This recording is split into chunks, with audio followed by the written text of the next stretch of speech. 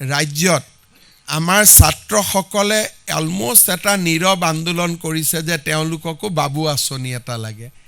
আজি আমি এই ধৰণে আপোনালোকক জনাব খুজিছোঁ যে পোষ্ট গ্ৰেজুৱেট পঢ়া ছাত্ৰসকলক আমি ফেব্ৰুৱাৰী মাহৰ 1 তাৰিখৰ পৰা মাহত 2000 টকাকৈ আগবঢ়াম আৰু গ্ৰেজুৱেট পঢ়া ছাত্ৰসকলক আমি মাহত 1000 টকাকৈ আগবঢ়াম।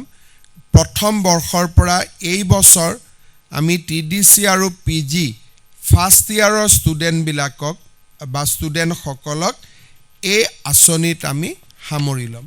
এই আঁচনিখন সকলোৰে বাবে মুকলি নহ'ব।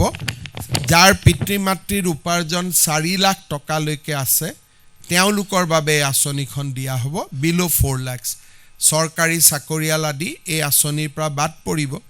ছোৱালীসকলৰ ক্ষেত্ৰত আমি সকলোকে দিছোঁ।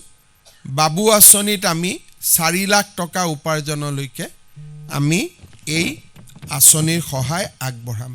ৰাজ্যত আমাৰ ছাত্ৰসকলে অলমোষ্ট এটা নীৰৱ আন্দোলন কৰিছে যে তেওঁলোককো বাবু আঁচনি এটা লাগে।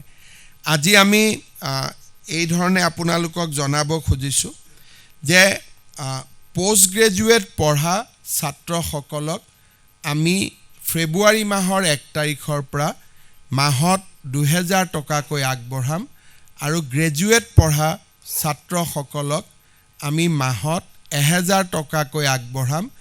প্ৰথম বৰ্ষৰ পৰা এই বছৰ আমি TDC আৰু PG ফাৰ্ষ্ট ইয়াৰৰ ষ্টুডেণ্টবিলাকক বা ষ্টুডেণ্টসকলক এই আঁচনিত আমি সামৰি ল'ম। এই আঁচনিখন সকলোৰে বাবে মুকলি নহ'ব। যাৰ পিতৃ মাতৃৰ উপাৰ্জন 4 লাখ টকালৈকে আছে তেওঁলোকৰ বাবে এই আঁচনিখন দিয়া হ'ব। বিল' 4 lakhs চৰকাৰী চাকৰিয়াল আদি এই আঁচনিৰ পৰা বাদ পৰিব। ছোৱালীসকলৰ ক্ষেত্ৰত আমি সকলোকে দিছোঁ। বাবু আঁচনিত আমি 4 লাখ টকা উপাৰ্জনলৈকে আমি এই আঁচনিৰ সহায় আগবঢ়াম।